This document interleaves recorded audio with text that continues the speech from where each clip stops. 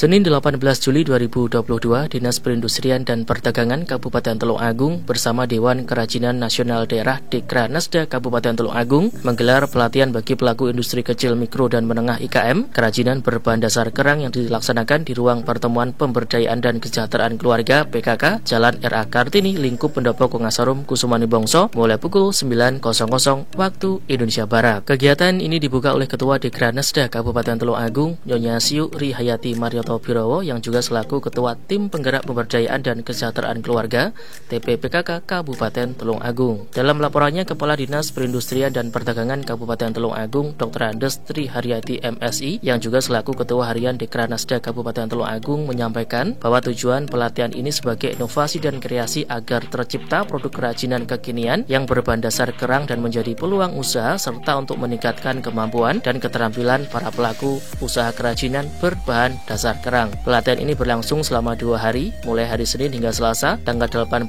hingga 19 Juli 2022, mulai pukul 9.00 waktu Indonesia Barat sampai dengan selesai, yang diikuti oleh 24 peserta pelaku IKM dengan menghadirkan narasumber Kus Sugiantoto selaku owner Kus Handicraft. Ketua Dekranasda Kabupaten Tulung Agung, Nyonya Siu Rihayati Marioto Birowo, dalam sambutannya menyampaikan bahwa saat ini pemerintah tengah menggalakkan suatu kebijakan di bidang perekonomian melalui pengembangan ekonomi kreatif. Konsep ekonomi kreatif ini merupakan suatu kegiatan ekonomi yang muncul dari adanya ide-ide kreatif, inovasi, bakat maupun gagasan dengan memanfaatkan sumber daya lokal. Hal ini bertujuan untuk mendorong pelaku UKM atau IKM untuk maju dan berkembang sebagai salah satu penopang kekuatan ekonomi nasional. Kuatnya UKM atau IKM ini diharapkan menjadi salah satu kekuatan ekonomi untuk mewujudkan ketahanan ekonomi di tengah persaingan global. Melalui pelaksanaan program ekonomi kreatif diharapkan mampu menciptakan kreasi-kreasi baru, inovasi-inovasi baru yang mampu bersaing dengan produk luar yang mempunyai nilai tambahan atau nilai ekonomi yang tinggi terhadap suatu produk. Berkembangnya ekonomi kreatif ini diharapkan mampu menciptakan lapangan kerja baru dan meningkatkan pendapatan masyarakat. Dengan ekonomi kreatif diharapkan generasi muda tidak lagi berharap untuk menjadi pekerja di sektor formal, melainkan lebih terlatih untuk mengelola industri kreatif yang mandiri. Salah satu ciri khas dari industri kreatif adalah keagamaan, sosial budaya, dan kearifan lokal yang diharapkan menjadi sumber inspirasi dalam melakukan pengembangan dan keragaman produk dari daerah. Sejalan dengan hal tersebut, maka pemerintah Kabupaten Tulung Agung melalui Dinas Perindustrian dan Perdagangan Kabupaten Tulung Agung juga mendukung tumbuh kembangnya ekonomi kreatif. Salah satunya yang saat ini dilaksanakan yaitu pelatihan IKM kerajinan berbahan dasar kerang.